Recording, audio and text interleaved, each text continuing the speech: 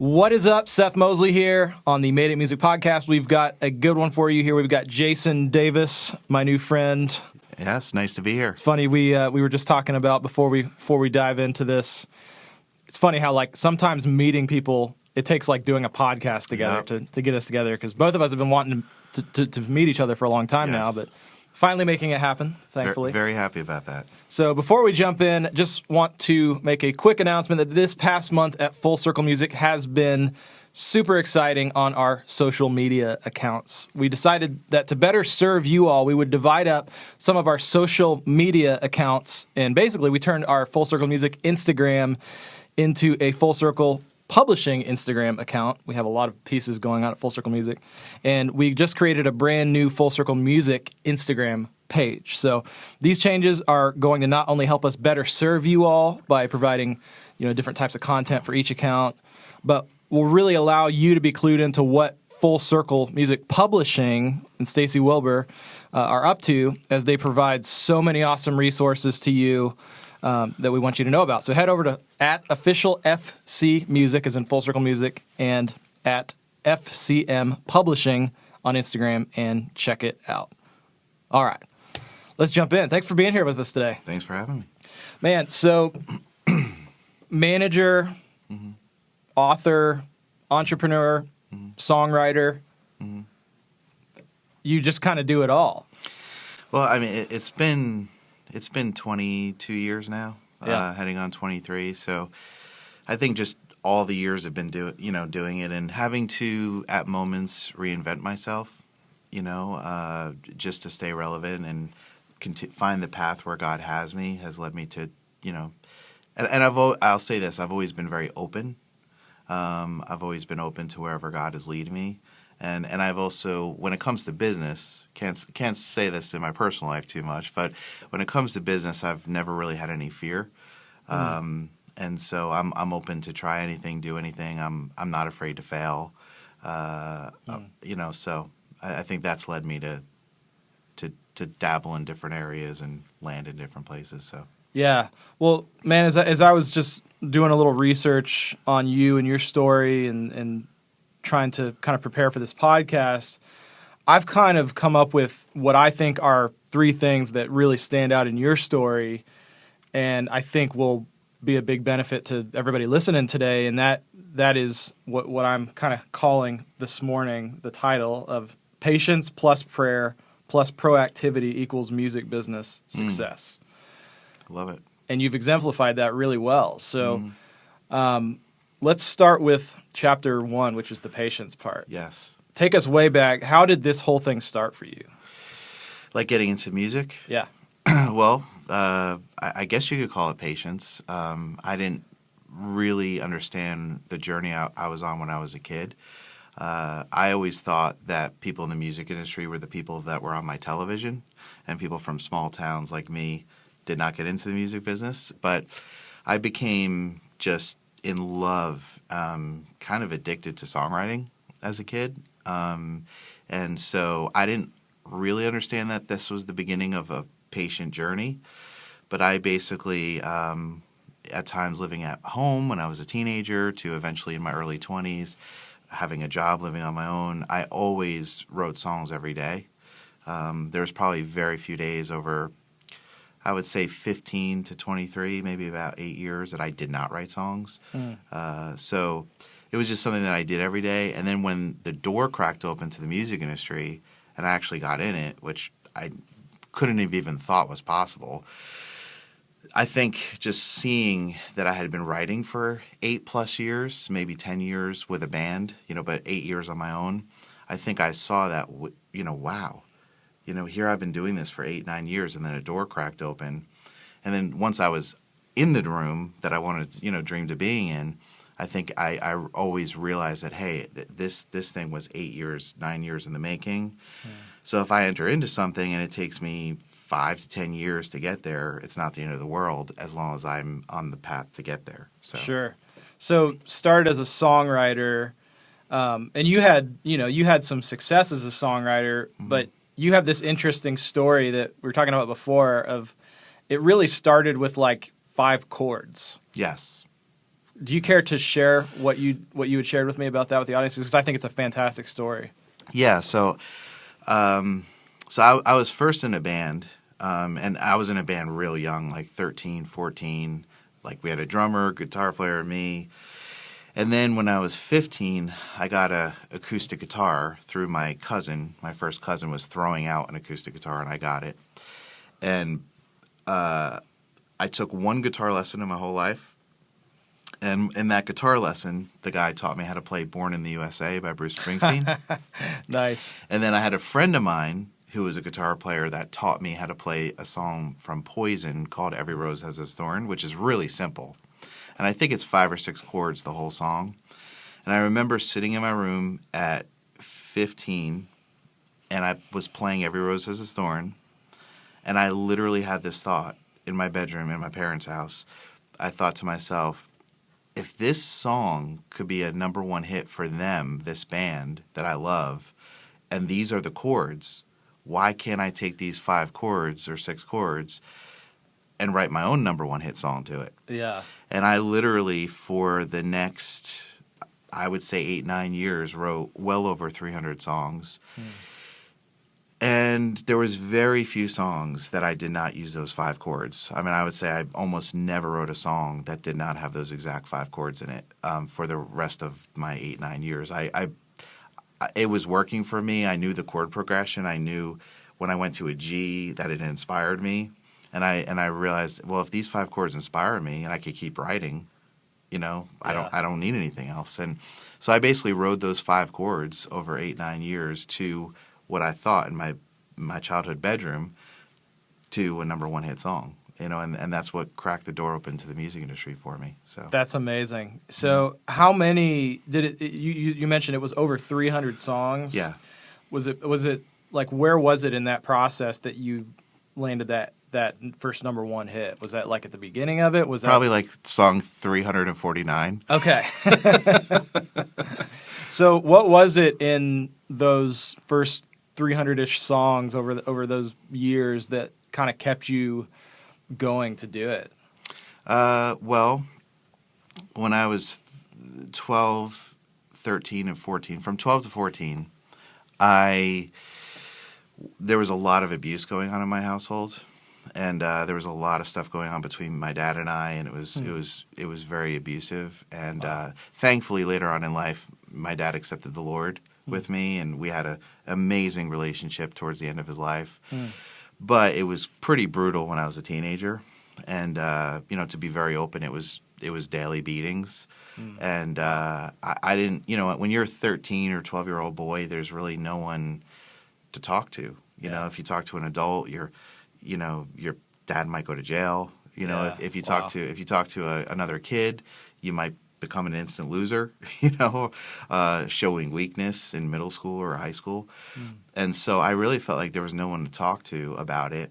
And when I got that guitar from my cousin, and I had a guitar in my bedroom, it became literally my therapist. It became my girlfriend. It became my best friend. And I mean, I would cry to it. And the every time I would write a song, I was like really wrapping what was going on in my life in mystery. So, if I played a song for you, you couldn't figure out what was happening in my life, but I was still able to communicate it. And it felt safe, and it was very therapeutic. And I think it was the therapy of it and getting to create something. Every time I write a song, I felt like I almost like had a child. Wow. And so it was very therapeutic, and it's what kind of kept me alive during those teenage years. So it just became something that I couldn't stop doing. And I never was doing it thinking I was going to get into the music industry, because I didn't think that was possible. I was just doing it because I loved it so much and couldn't stop. Wow.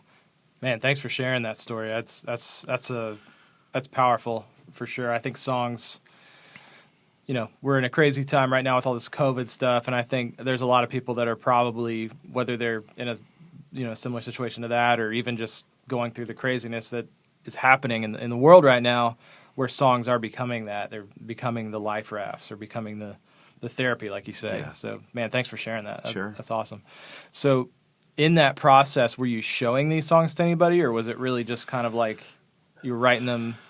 That one's done. Let's write another one. Yeah, so I would always revolve around, I would gravitate towards friends in middle school and high school that were musicians, and some of them had little like recording setups at home. Like a couple of friends of mine had 4 tracks, and eventually went to 8-ats, and so I would just, I was a writing machine. And they were loving recording, and none of my friends were writing as much as me. So I think a couple of these friends that had little 4 tracks saw that, wow, he's bringing songs to the table that I'm probably not writing. And so it was kind of there was a good chemistry there where I was bringing the songs and my friend was trying to grow as a producer. And so I would just record, maybe 4, 5, 6 songs a year, like the best ones I'd write. And I would give them out to friends, family, some coworkers who in the beginning when I was writing would laugh at me and then eventually turn into like, wow, you're pretty good, over the years. But what happened was there was a guy in my area who had a studio in his parents' house. And he had grown it over the years from like the 4-track to like a real recording studio. And I just always recorded with him over the course of 8 years. And I didn't know this, but he used to use my song that eventually landed on a record. He used to use it as his example when people would come into his parents' house to check out his studio. That's awesome. And he would say to people like, "Hey, I could do this for you. $500, I'll record a song for you." And he would show my song as his example. So there was a band in Christian music called Burlap to Kashmir. I love them. And amazing musicians. Yeah, and they had just broken up, and they had come off of a pretty awesome ride. They had broken up, and the keyboard player lived in that area and showed up at this guy's, because everybody kind of knew about this guy, that he had a studio in his parents' house, and it was a nice studio in New Jersey. Yeah. And so he ended up in that studio, and the guy showed him my song as the example of like, hey, I could do this for you. And the keyboard player recognized, like, that's a pretty good song. Sounds like that could work in Christian music. He was trying to shop a solo deal for himself. And he was the one that played my song, which I didn't even know was happening. Oh, wow. To Grant Cunningham at Sparrow. And next thing you know, I was living in upstate New York, and I got this phone call from Grant Cunningham that he had heard a song I wrote. So that's kind of how it all So you connected. weren't like out pitching it and hustling and saying, no. And I had no idea that you could even do that. Yeah. That's so, amazing. Yeah.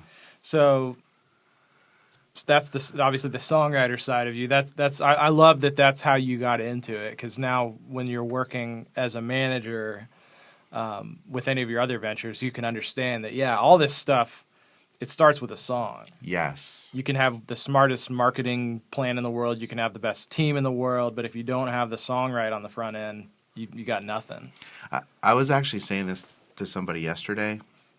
I said, like, all the fight, all the pushing and fighting and challenging, like, it doesn't come when you release the songs. Like, you have to work behind, obviously, any product. Yeah.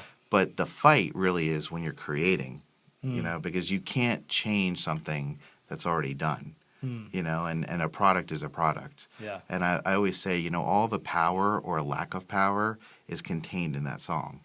And you can't sell it. You can try to expose it. Yeah. But it's gonna do the work for you or not. Yeah.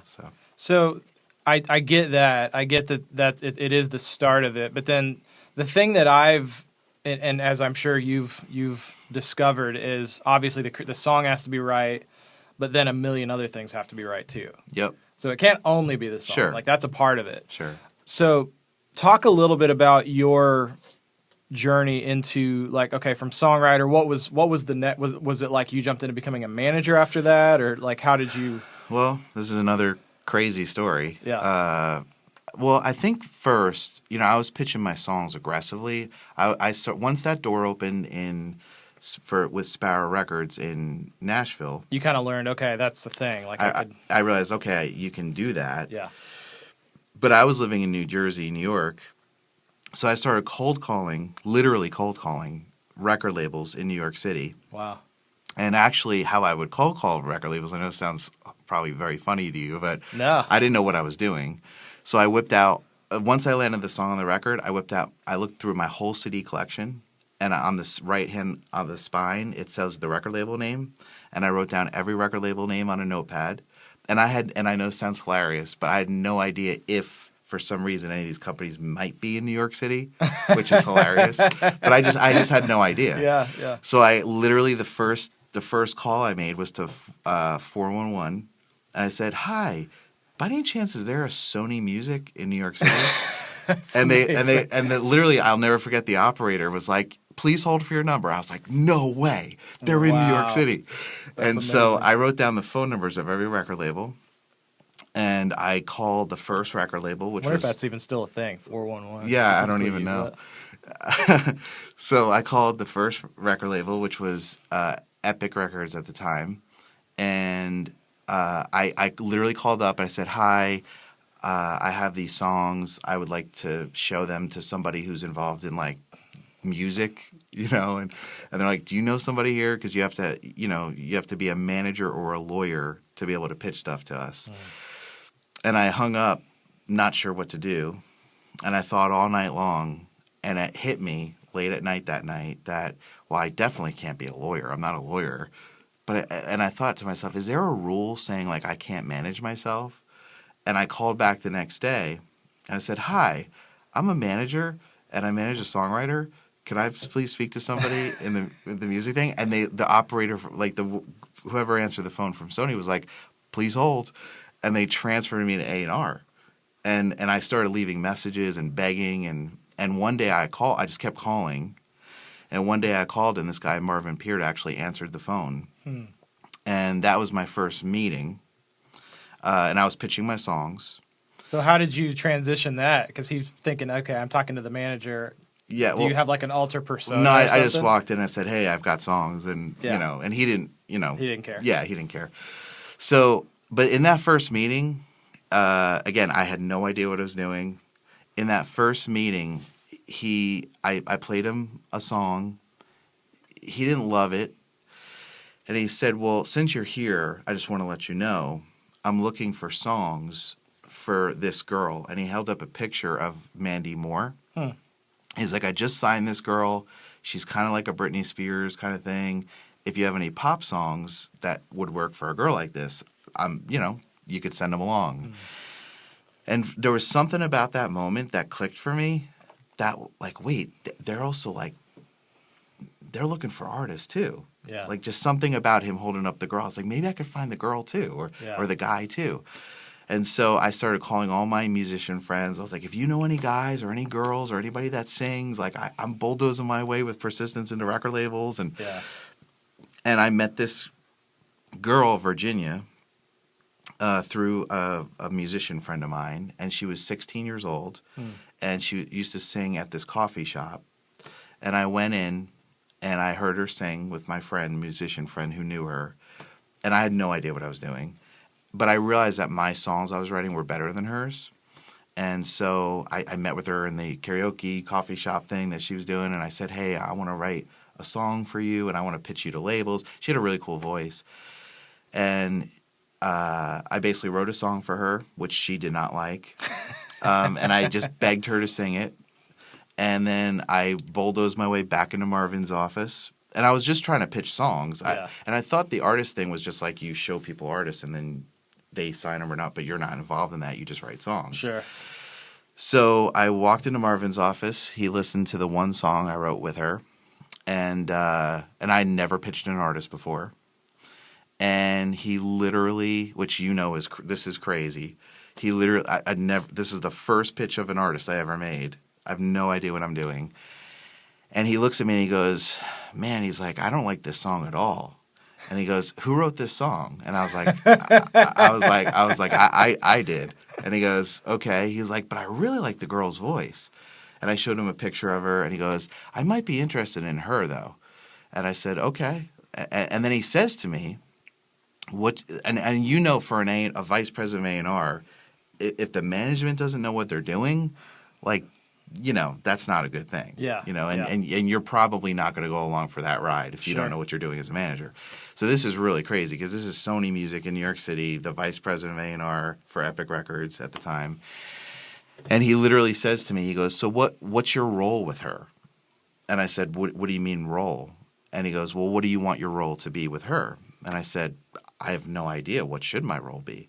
And he goes, well, are you her manager? And I said, I don't know. I said, should I be her manager? And I had no idea what a manager even was. And I knew maybe representing her, but that's it. Yeah. And I said, should my role be a manager with her? And he goes, well, do you want to be her manager? I said, I mean, I guess, yeah. And he goes, I think you should be her manager. That's hilarious. I mean, that doesn't happen. No. And that's hilarious. And I was like, okay. And I walked out of Sony that day, and I literally hit the streets of New York.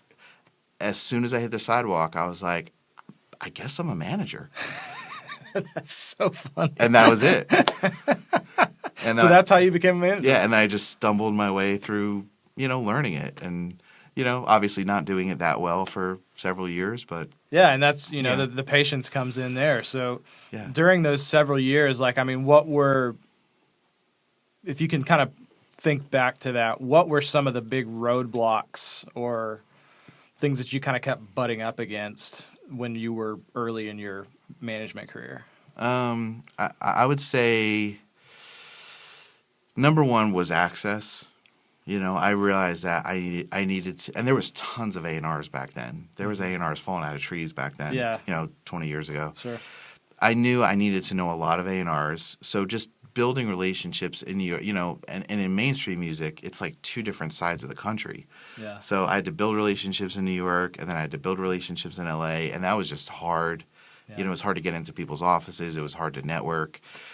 But you just keep going every single day, and you wake up and you do the work, and you keep calling and keep networking and keep pushing, and God keeps open up doors, and then I would say just my lack of experience and not really knowing what I was doing. I would say one big roadblock for me in the beginning was just not understanding the attitude and personality of how I needed to operate with human beings. Like, I grew up in a situation where I kind of would sometimes watch a family member kind of blow up a bridge to get what they wanted. And I kind of learned that as a kid, and I did do that a little bit in the beginning of my music industry career, and I saw how destructive that was to a relationship. And so I think, and then also realizing, I think it took me a little bit to realize that the record label is truly a partner.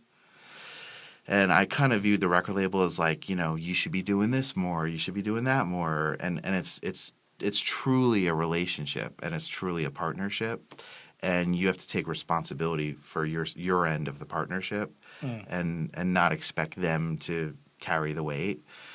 So I think those were some roadblocks in the beginning that I had to learn, and some of it I learned the hard way. Yeah, interesting. So fast forward, this was what year was this that you would have gotten into management or had that conversation? I would say 2000, 2001. Okay. Yeah. So when did it start to click? When did that patience kind of turn into, you use this, I like this metaphor of sort of planting a seed and watering a seed. I love that because that's the thing that you can control. Yes. You show up every day, you can control watering it. You can't control whether it blooms and whether the sun shines on it in the right way. So what was the moment where that seed started to break through as a manager? Yeah, I would say the first maybe 3.5 to 4 years, something like that. I was kind of limping along. There were some artists I got deals for. There were some artists I got development deals for back then, which obviously doesn't really happen too much anymore. But none of those deals really materialized into much, and I was definitely kind of struggling. And I'll never forget, maybe about a year in, my girlfriend at the time, females are always smarter, my girlfriend at the time said to me, you know what, Jason, I think one of your problems is you need to be surrounded by better songwriters and producers. And it just hit me I knew she was right, and I had no idea how to do that. And I went on this journey of trying to find better songwriters and producers. It was hard at first, and then I just started begging and pleading and begging more record labels to introduce me to songwriters or producers.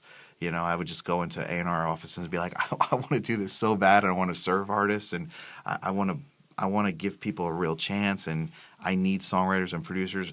Can you introduce me to somebody? And it took a lot of begging and a lot of pleading, but eventually I met a producer, and he had done a couple things on records, but he kept talking about this friend of his named Roy Hamilton, who at the time was a very hot producer. He had just done a song by an artist named Joe called Stutter, which was like a 5-week Billboard #1, and he was working with NSYNC at the time, and he kept saying, like, Jay, you're awesome. You got to meet this friend of mine. He really made it. And I'll never forget, he came into the studio one day, and I was like so excited that he came in, and we ended up going out to dinner that night, and I just felt like I'm supposed to pay for dinner. And then he was actually leaving a few days later to go to California, because he had just been hired as a director of A&R for Capitol in L.A., and he was also being hired as a staff producer for Capitol in L.A., and which to me was like pretty big, because I'd not been around producers like that. And we were in a mall in a TJI Fridays, and I paid for dinner. And then since we were in the mall after dinner, he went into a DVD shop to buy DVDs for the plane flight. Sure. And he went to the counter, and I was like, I'm going to buy these for you. And it felt so cheesy, and looking back, it felt really cheesy, like buying another man's DVDs. Yeah. But he remembered that. And, he had said something to that producer, like, man, Jay should move out to L.A. one day, too. Like, that guy's really cool. And me and the producer kind of stayed in touch, and he ended up being the first producer I ever managed. And he was landing on records left and right, and really in the mix. And he found a rapper that he thought was great, and he signed a production deal with the rapper, and he told the rapper, like, Jason's your manager. And the rapper at first didn't want me to manage him, but we had a 3-person, we sat down, and 3 of us. Sure. And the producer's like, he is your manager. You understand me? Like, he's your manager. And that was the first time I ever shopped a project to record labels that had a very serious producer involved. Okay. And the difference of reaction I got from record labels was literally jaw-droppingly shocking. Just because it's got to be the songs were better. The production was better. People knew who he was. Yeah. There was some trust in him. Like, they knew that, they could probably get to a success if he was behind it. So that was like a missing piece of the wheel. My brains exploded, because I always, even the deals I got, and even the development deals I got, it was always me pushing and begging and pleading and scratching, and this was totally different. I mean, I was walking into record labels, watching A&Rs literally freak out. Yeah. Like, I mean, they'd hit play and they'd jump out of their chair and be like, "Do you understand this?" Like, and I'd be like, "I think I'm understanding it," And I watched presidents like go walk around their desk, sit at the edge of the desk, and like look down on us and say, "Let me tell you about the history of Sony, and let me tell you, you're the next Mariah Carey," and I never saw labels sell me. Yeah. And I realized, wow. And I'm just saying, from my perspective. Yeah. Everything for me was about the producer. Yeah. And the songwriters. And I have this passion to try to find artists, but I was never the greatest songwriter, and I needed people around me that were, to be able to serve these people that I was meeting. And that was the missing key, at least for me. And that's when and then all of a sudden I'm getting into presidents' offices of labels, and relationships are just growing. I mean, once you're, this. I mean, once you're in presidents of labels offices, like, Yeah. you grow. Yeah. You learn from the meetings, and people start knowing that you're getting into presidents' offices, and deals are happening, so that was the connector for me. Yeah, it's all the producers and the songs. That's where it starts. Mm. So I'm jumping around a little bit, but you've hinted at it in this conversation through all those years of patience and just, like you said, persistence. What part has prayer played in all of those years of just showing up and doing what you can do? Well, that's amazing. Amazing question. So when I started in the music industry, I didn't know God at all. Borderline atheist, and brought up in a Jewish household, mom and dad Jewish. And so I didn't know Jesus at all. I didn't know the Bible. I had no idea about prayer. So when I first started in the music industry, this is what I would always say to myself. I would say, I want to meet the biggest people in the music industry. Like, I want to be at the very, very top of the mountain. Why did I want that? Because I knew that that's where, like, deals happen, and did I want the deals, like, for my own glory? Probably a little bit back then, which is why I struggled too. That was probably a roadblock for me as well. Yeah. But I just wanted to help people. I had a dream as a kid that I didn't even know I had, and it happened for me, and my life changed, and I wanted to meet someone that was like me, and try to help do that for them. And so when I first started, I always used to say to myself, like, I want to be around the biggest people in the music business. I want to be at the very top of the mountain. I want to be on top of the trees that are on top of the mountain, like, because that's where deals are going to happen. That's where I could help people, and probably back then, sadly, that's where I could get some self-glory. Sure. And it was almost like I was having a conversation with God, but not knowing it. And it was almost like God was like, "Are you sure that's what you want?" And I was like, "Yes, that's what I want." And it was like God was like, "Okay, if that's what you want." And over the course of, probably 7 to 10 years, 5 to 10 years, I grew, and climbed this mountain. God allowed me to climb it without me knowing it was Him. And I got to the very top of the mountain. I was about 10 years in the music industry, and I woke up one day, and I realized that I was just surrounded by no one, literally no one, that had any character. And it was really a hard pill to swallow. Wow. And I'm not saying I was any better than that group back then, but it's just like no one really cared about people besides themselves. I was, I was surrounded by people that would steal things from people, or it was like the Wild West, and it was like nobody really loved people, or knew how to. A lot of dishonesty, a lot of just it was very ugly. Sure. And right at that moment, right in that time period, I got saved, like radically. And I found the Bible, and I found Jesus, and I found myself at nighttime, like, crying my eyes out, telling God I loved Him for the first time in my life at 33 years old, which was 13 years ago. Wow. And I was apologizing to God for, like, 700 things I had done wrong in my life, and I felt like He was forgiving me. And I just, my heart was changing. And then I met my wife 5 months later. Wow. She loved the Lord. She brought me to church for the first time. I started learning better, learning more, and I started learning about prayer.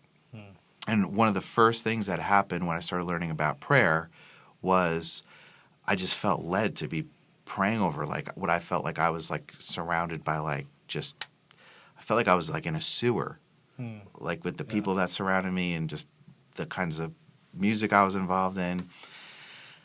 And I started praying to God, and we used to say this in a room by myself when I first learned. And actually, it was somebody that I knew's mom once walked up to me and said, right after I got saved, shortly after, 6 months in, she walks up to me. She was a little mom woman, and she looked at me and she pointed at me, and she goes, "Jason, when you pray to God, do you pray boldly?" And I was like, no, I mean, I don't pray bold. Like, that's God, you know? Like, Yeah. you know, and she's like, you need to pray boldly. And that really hit me. And the first bold prayer I ever prayed, and I prayed it a lot, was, Lord, you are God. You know, you are endlessly infinite. Anything's possible. Surely there has to be people in the music industry, songwriters and producers, or just people in the business that artists could work with that actually have a heart to serve people. That actually, like, they are at the top of the mountain, they are great at what they do, but they actually love people. They know, and they're safe, and like, there has to be somebody on earth like that.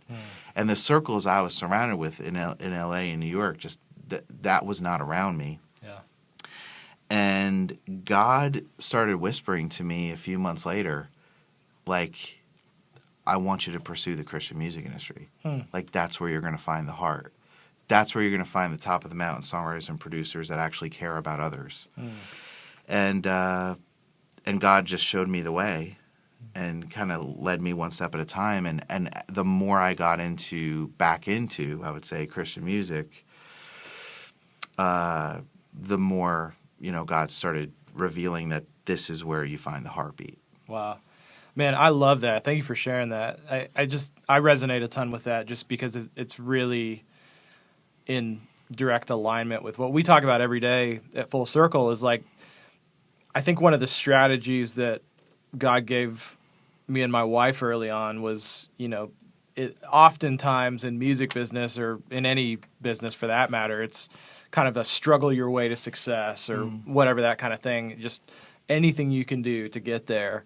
And our strategy that we felt like God gave us was serve your way to success. And so that's why that resonates hugely with me. And that's not me tooting our horn saying, hey, we figured that out, but it's like, that just works. Like, it's just, you feel better about the process. You're helping people.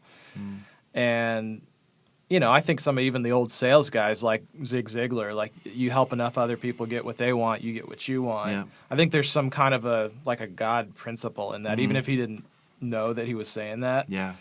But I just love that, man. And actually, if I could add, one thing that God has showed me fairly early on, and I haven't always done this perfectly, but he showed me early on that, and this is just what I felt like he said to me. Yeah. I felt like he said, because maybe there was enough of this in my life in the past for a couple lifetimes, but he said to me, Jason, when you pray, don't pray for yourself. Like, always pray for something that will benefit others. Like, you're not in it. Like, pray for other people.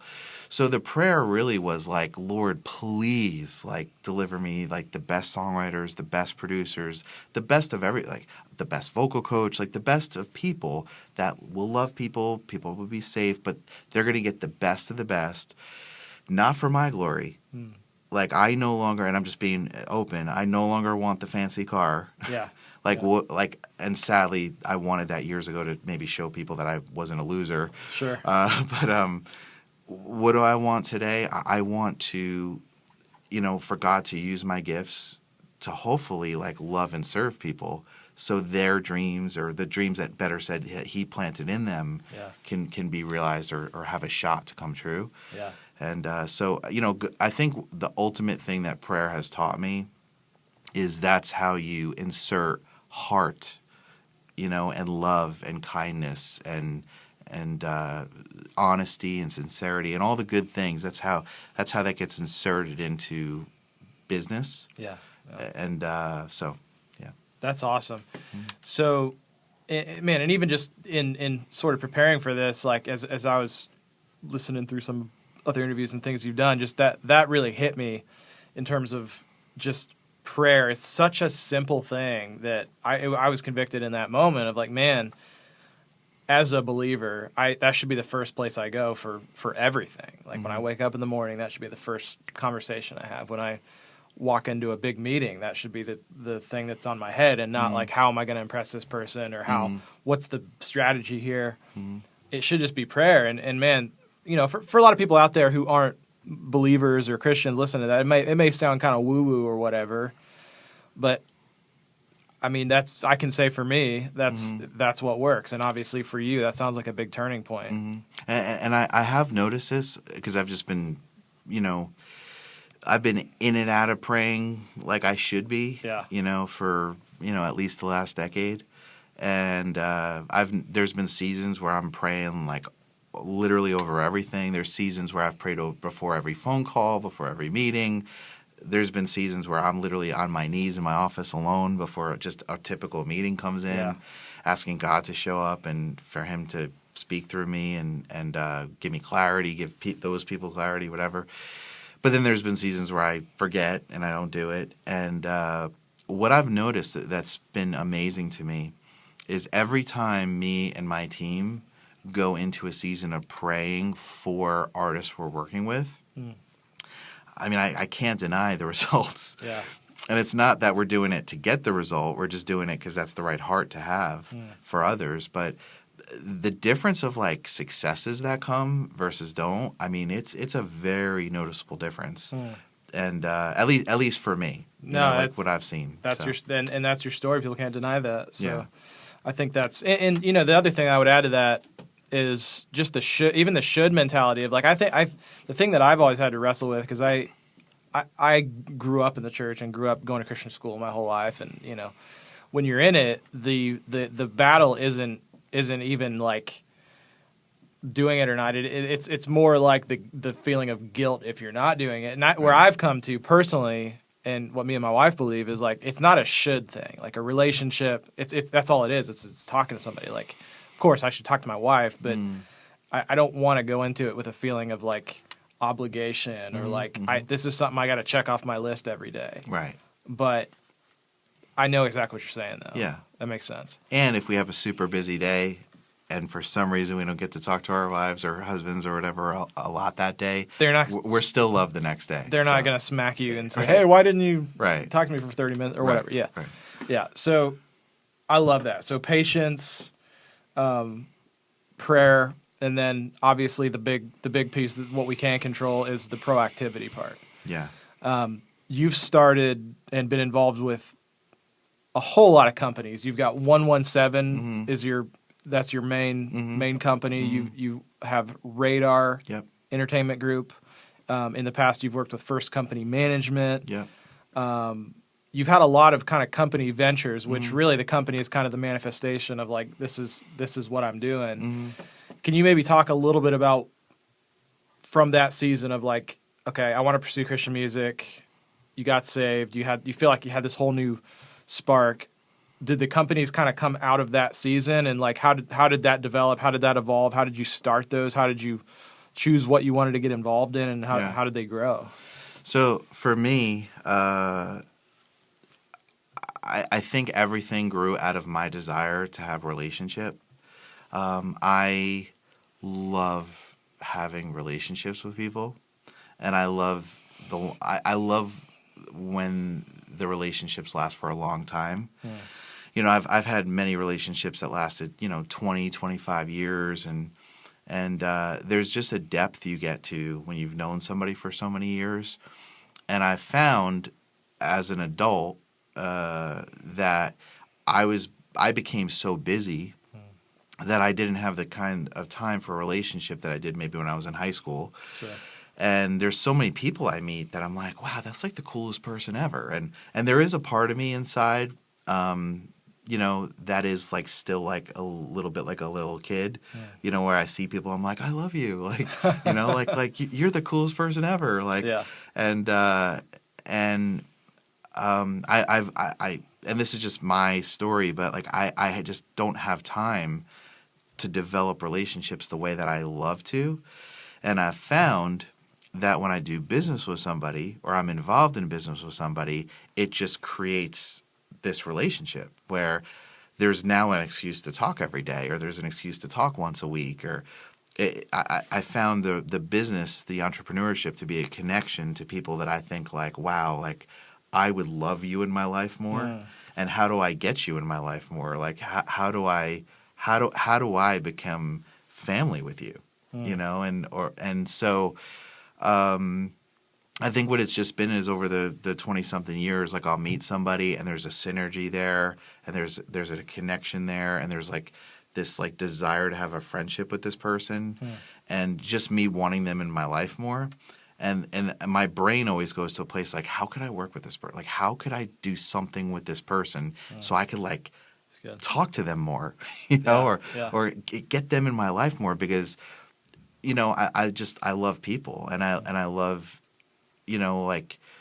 someone like you. It's like you've got your own experience, you've got your own, God's gifted you with your own, smarts and, like all, and unless you have a relationship with somebody, you don't learn about those things and that person could bring more wisdom to you over the, more knowledge in different areas. So it's just been me meeting people. And then also too, maybe meeting people in different areas that I know I am not super strong in, but have a desire to grow in, or like I might have one piece of something, but I realize they have the other. And if without that piece, I'm not going to succeed in what I'm feeling like desired to try. And so it's just been, that's kind of how, and everything I do for the most part is, because I love relationships so much, I work a lot of partnerships and where it's like I'm not really carrying the full load of that, so it allows me to do different things. Sure. Well, maybe talk a little bit about what do each of those things look like. What is 117? What does 117 do? What is Radar? Who are some of the artists that you guys work with as a company? Yeah. So 117, it really started when I started managing that first producer. It actually started a little bit before that when I was a songwriter. When I was getting into all these record label meetings as a songwriter, I had other songwriter friends, and I felt this desire to sign them, because I liked their songs and I knew they weren't doing anything with them. And I was like, why don't you let me pitch your songs? And I had a publishing company I had started. You have to start it with ASCAP or BMI. Sure. And I had won a couple ASCAP awards, and I was like, hey, let me sign you or sign your songs, and I'm going to bulldoze my way into labels and try to get them on records. And so that's kind of where 117 started. Like, I needed a company name. And and then it was, for a while, it was just signing producers. So I managed several producers in LA and a couple here in Nashville, but that was kind of years ago. And then, I've always had a passion, like that first artist I pitched to Marvin Peer at Sony years ago. I've always had a passion for finding artists and trying to develop them. It's, as you know, that's very hard work, but I love it. So I would say today that's more of an umbrella to try to develop projects or develop artists. Sure. Not really, currently not managing any producers. Sure. Radar Label Group there's a partnership I have with a guy named Brooke Heller out of LA. He's like an alternative music, genius, unbelievable with branding and great song guy. And me and him just hit it off. And we have one other partner. But that's really, when it comes to alternative artists that I meet, I have like a huge passion for some reason for alternative artists. Yeah. And I just love the music. I love the left of center part of it. Yeah. But on my own, I couldn't serve those artists like from start to finish. Sure. Well. I'm good with like songs and helping them get in the room with good people. But when it comes to the management side of things, like, definitely, good, but Brooke is better.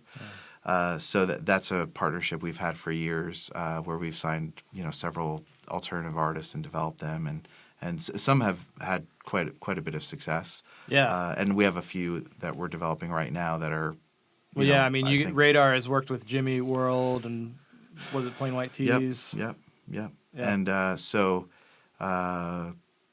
that's Radar. Yeah. That's awesome. So, and then there's the label side, right? Well, and then we have Noble Management, so which is thank you Lord, me getting back into Christian music. Sure. So we manage Austin French, and we manage we developed and manage a new artist Ann Wilson, who's signed to Capitol last October, that we're working on her first record. Awesome.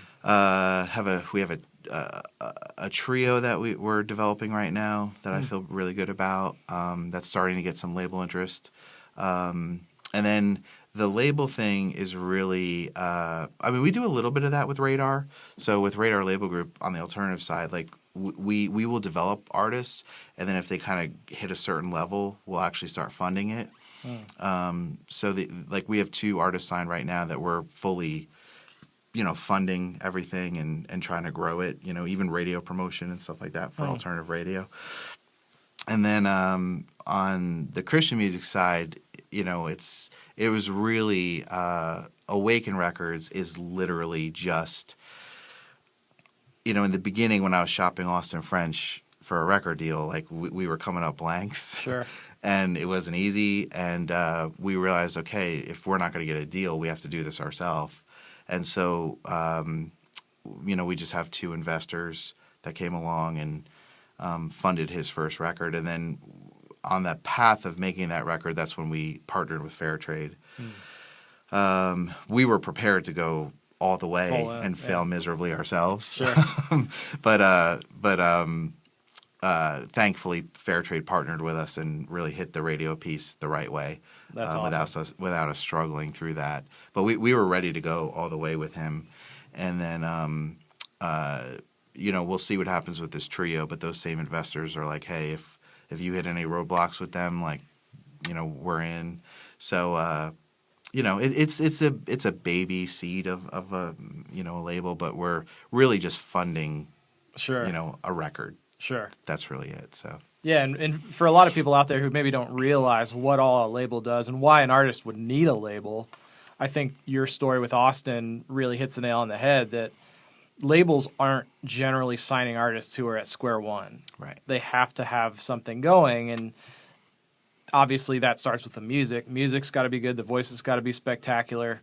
But then there's got to be something going on top of that. Like, is the artist already out there touring? Yeah. Maybe not nowadays in COVID thing, but are they releasing music? Are they getting traction on the playlist? Are they starting to get, a little bit of radio play here and there? And then, that's really when you need a label is for a format like Christian music or alternative or country, which is very still radio driven, despite what a lot of people think. It's still very radio driven. That's when you need the label. Yes. Yeah. So I think it's smart how you guys have been going about that. Yeah. So can you talk about obviously Austin French? I love what's going on with him and having a lot of success in the past couple of years. Have some really good songs. Love the Born Again radio single. Yeah. It's awesome. Can you talk a little bit about maybe some of the lessons learned in artist development recently? Because this is, and I'm kind of rambling a little bit, but if you'll allow me to. Sure. This is one of the great things I love about our podcast is since we started it even 4 or 5 years ago, the music business has changed so much. Right. And probably since we did, this is interview, I don't know, a 170 or something like that. Since we did interview 10, things are completely different. So this is where I love to get to ask these questions. But when you're thinking about artist development, what are some of the things like when that person sent you Austin French from the Rising Star show? Yep. What obviously the voice has got to be great, but what else? Like, what are you looking for in art, like in an artist when you want to invest or bring other investors alongside? Yeah. So I think. The first part of it is, obviously the potential, the seed of potential has to be there. I think the first part of it is I usually catch some sort of vision for an artist, like some sort of general direction, whether it's a musical direction or it's probably more in the beginning a genre direction. So when I first saw Austin on television, on the Rising Star show, the second my eyes laid on him on TV, I heard the Holy Spirit say to me, he's a Christian singer. And I didn't even know he was a Christian. And he wasn't doing Christian music on the show? No. And I saw his entire career happen in a split second. and Wow. I knew he was going to make it in Christian music. So, and that's just the vision I got for him. You know, some artists I meet and I'm like, you know, they're an alternative artist. I mean, I've met artists that tell me they're a country artist. I'm like, you're not a country artist. You're an alternative artist. Like, you know, or vice versa. Like, so I feel like. Is that just like a gut thing, or how, is it like the sound of their voice, or how are you kind of interpreting that? I just feel like I've met so many artists over the years, and I've been doing this for so many years that, and I've seen artists, this is important, I've seen artists change directions over the years, Yeah. where I knew the artist for 5 years, and, you know, one minute they're a country artist, and the next minute they're an alternative artist, and the next minute they're a Christian artist, Yeah. and it's just like, no, like, you were always that artist, you know? Yeah. And so I think seeing artists change over the years, like, you know, as they're growing, realizing who they really are, I think, you know, just the kind of music that their parents were listening to growing up, to their heart, and, you know, I feel like that's maybe one of the things I'm good at, Sure. you know, is getting a vision for an artist, mainly in the beginning, just general genre, Sure. you know, not the Sure. pinpointed sounds. Sure. And so, like, for an example, with Austin, when he walked in my office, I mean, I had in my head, if he's down with being a Christian artist, I'm down. Yeah. And if he's not, we don't have the same vision. Sure. And so I think a lot of it starts off with vision. And, you know, do I feel like this artist and I have the same thing that we're seeing? And then it's just, you know, trying to figure out, like, how well does this person listen? You know, how coachable are they? I mean, I would say, I don't know, I feel like more than anything else, I view myself as a coach. And I feel like, you know, I've taken all these failures I've been a part of over the years, and these, thank gods, the successes I've been a part of over the years, and I feel like I'm always coaching and teaching. And so if I have somebody that's really open to coaching, that's not too sensitive, that isn't too precious about what they're doing, is just, you know, malleable, doesn't take things too personally. Yeah. I could tell some hard things too, and they choose, you know, I could put a fork in front of them and say you should make a left, and they end up, you know, understanding why I'm saying a left, and they make the left.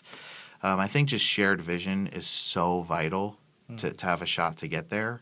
And I think the coachable thing is, so when I'm working with an artist, usually what I'm doing, especially like in the beginnings like that, everything I'm doing almost every single day is just coaching, teaching.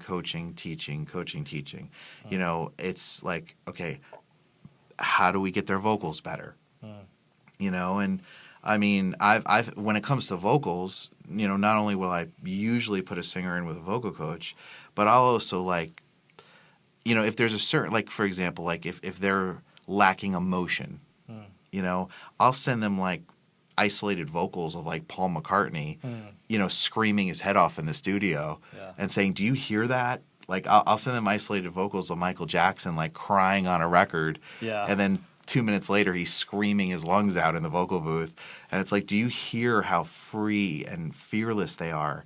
And, like, that's where you need to get to. And just always planting seeds, like, showing them, you know, YouTube videos of, like, live performances. Like, you know, like, do you see how this person is engaging the audience right now? Do you see, you know, how are they moving their hands right now? Like, you need to move your you know, hands and arms more when you perform, like down to the microscopic details.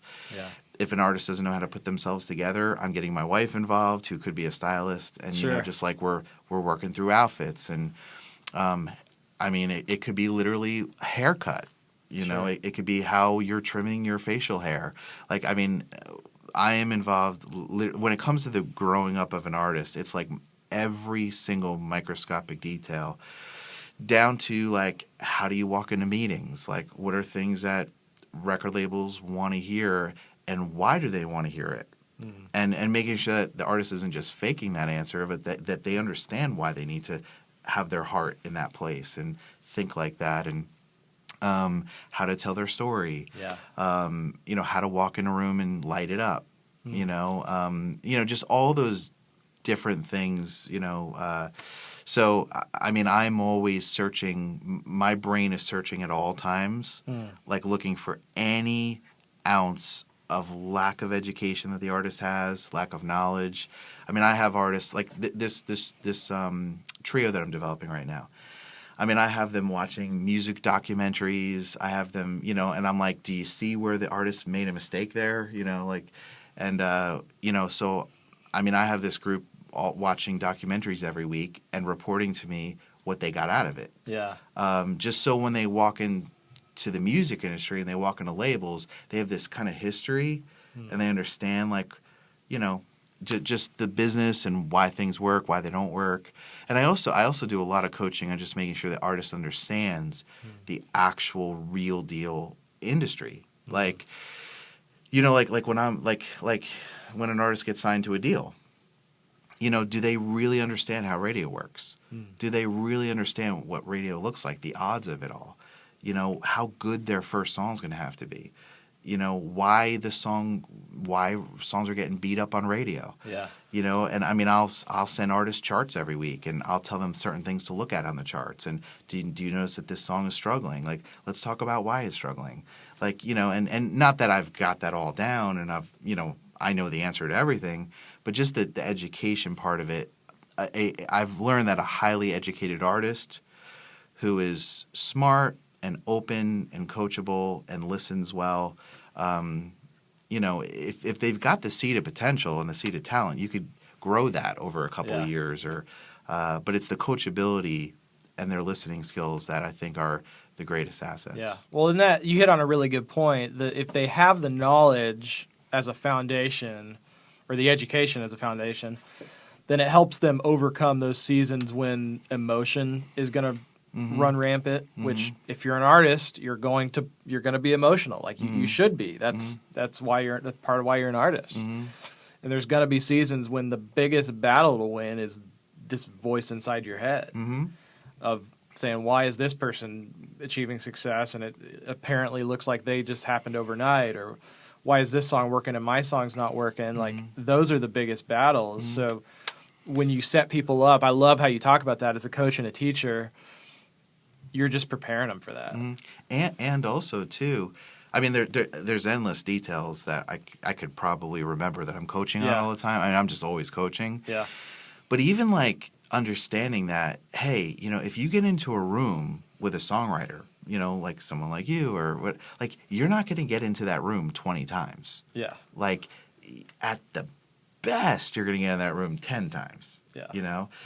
I mean, maybe 5. Right, but You're really good. But at best, yeah, you know, like never more than that. Yeah. You know, sometimes you're gonna get in the room 2 or 3 times. Yeah. So like, I also work with artists too on like, you know, like one thing I do with artists is the second I start working with them, I have them start sending me every 2 weeks mandatory, and I mark it off on my calendar, and they tell them to mark it, and I'll remind them if I don't get it. Mandatory every 2 weeks, they have to send me a song title list. They have to send me a song concepts list, and they have to be digging for song ideas and title ideas and concepts every single week. And I'll sometimes have an artist do that for months and months and months before I allow them in a writing room. Yeah. Because I know that, you know, they have to walk in with a seed They're doing the that work. raises the level. It's like I always talk about how Tom Brady makes people around him better football players. Yeah. Your job as an artist is to walk in the room and raise the level of the room, raise the inspiration of the room. Yeah. Walk in with a song title that you sit there and say, wow, man, like, that's a great title. Yeah. You know, like, if you can't do that, it doesn't mean you can't have a career, but it sure helps. Yeah. And so, you know, and then, you know, when somebody asks you, what's it like to work with that artist? You're like, well, they're kind of a real deal thing. Like, they had a great voice, they had a great song ideas. And then you're more likely to, like, go back in a room with them. Right. You know, exactly. so it's coaching on so many different, you know, angles. So. I love that. That's so good. Well, before we jump into our lightning round, just because you hit on it briefly, I'm always interested. What are the most recommended music documentaries that you have people that you work with watch? Well, and I always go kind of on kicks that I'm on. Yeah. So I would say right now I am madly in love with the new Garth Brooks documentary on Netflix, The Road I'm On. Yeah. To me, that should be a mandatory watch for any artist that's trying to get into the music industry. Episode 1, it's 2 episodes. Episode 1 tells you all you need to know, and it kind of explains his road to getting a record deal. And I tell everybody, like, that road to him getting a record, like, I tell everybody, this is the #1 best-selling artist in music history. Yeah. And he was walking into labels with what would become his first #1 hit. Yeah. And nobody saw it. Yeah. But what did he do? He kept going. And that's why he got a deal. Yeah. And so, and I tell people that that's not some wow story. Yeah. That's not like, wow, I can't believe he did that. That is the music industry. Like, and One Republic a couple years ago had a documentary that's on Netflix. I haven't seen that one yet. That is fantastic. It shows that they had apologized. Yeah. They got dropped from a label. The label didn't recognize it. They didn't know what to do. They put it on MySpace, became the #1 song on MySpace. That's what led them to their second record deal. Yeah. I think the David Foster documentary It's really good. is fantastic. Really good. I think it just shows like just how passionate and determined, how he pushed singers. And it also shows like, I love the example in that documentary of Chicago, how he's trying to make them modern. He's working on Chicago's best album ever. Yeah, top seller. Yeah. And the horns player is forced by David Foster to get on keyboards. And the horns player like hates him for it. But, you know, it was dropping his ego and dropping his identity as an artist and being willing to just bury it to make a great record that allowed Chicago to make the best record that they had ever made. And so I show artists that. And then there's also, like, I think on YouTube, I think, and this is just stuff I love, but I love John Bon Jovi's speech when he was inducted into the Rock and Roll Hall of Fame. He talks about how he got a record deal, how he went to radio stations himself after no label, was interested in him with his first hit song, Runaway. And he got that song. That song was playing on 7 states on a bunch of radio stations before he got a deal. They're also on YouTube. They have the behind the music of the Go-Go's from the 80s. It shows that they had a top 40 hit, We Got the Beat, across the country. And labels were still saying no. So I mean, those are some of the ones that I lately have been pointing artists to. Yeah. Just so they understand, like, this is what you're walking into. Like, this is a very, very seriously tough journey, but it's the perseverance, it's the not quitting, it's the being coachable, listening, and being willing to stick with it that eventually can land you somewhere. So I love it. Yeah. Very cool. Are you ready for the lightning round? Sure. All right. What would your perfect vacation look like? Man. Well, my wife and I, we went to St. Lucia once, and we stayed at, like, the coolest room ever. It was, like, open air, and it was, like, on top of this mountain, and you could, I mean, it was unbelievable. So we would not go back there, but if I could, we would go back there. Okay. So it was a little too on the expensive side. So yeah. If you could create a new ice cream flavor, what would it be? Man. Well,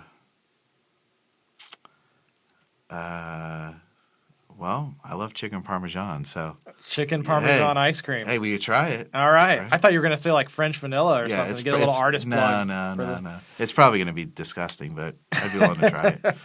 What's a great book you've read recently? I'm actually reading a book right now. I can't think of the title, but it's a book on Revelation. It's kind of like unpacking Revelation. And also, too, Kathy Gifford has a book, The Rabbi and the Rock or something like that. It's a fantastic book. So those are two phenomenal. I love books where I see a different angle or a mystery of Scripture unpacked for me. That's awesome. And those two books are great, for that. So very cool. What is the most useless talent you have? Man, I have very little talent in my entire life. So doubt that's true. Useless talent. man, I'm really. It's probably not a good answer. I'm just really not good at a lot of things. So I would say that I'm probably the one person that maybe can't answer that question. Okay, So, yeah, fair enough. Yeah. If you could time travel, where would you go? I would go back to. I would love to experience three things if I could. Can I pick three things? Sure. I mean, first of all, to me, like, to walk this earth with Jesus would have been like, and boy, do I not need that. I'm good. God is amazing. But I mean, that would have just been, unbelievable to be able to break bread with Jesus in those times. And I would say I would love to have, even though it would have been brutally horrible and it would have been so rough, I think it would have been amazing to be with the Pilgrims when they founded America.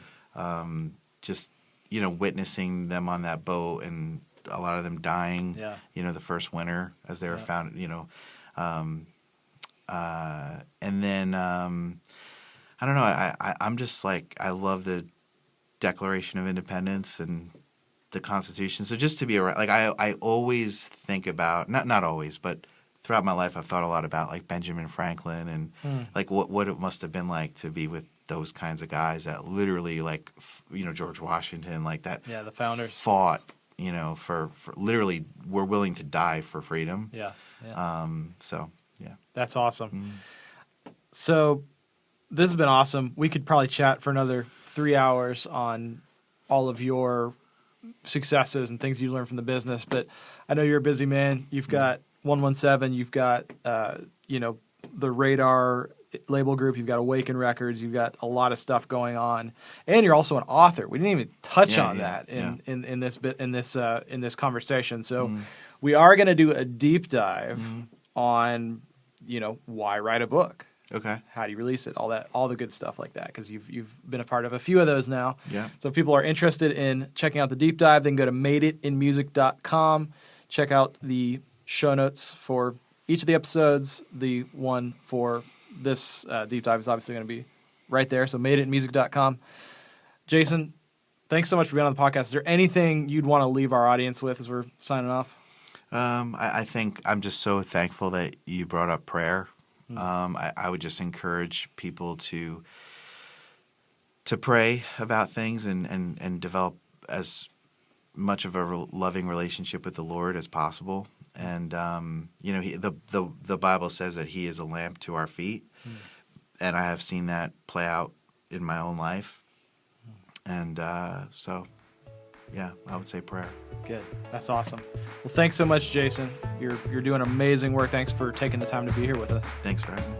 What's up? Thank you for watching the Made It in Music Podcast Season 3. If you want to check out any of the other episodes from Season 3, click up here.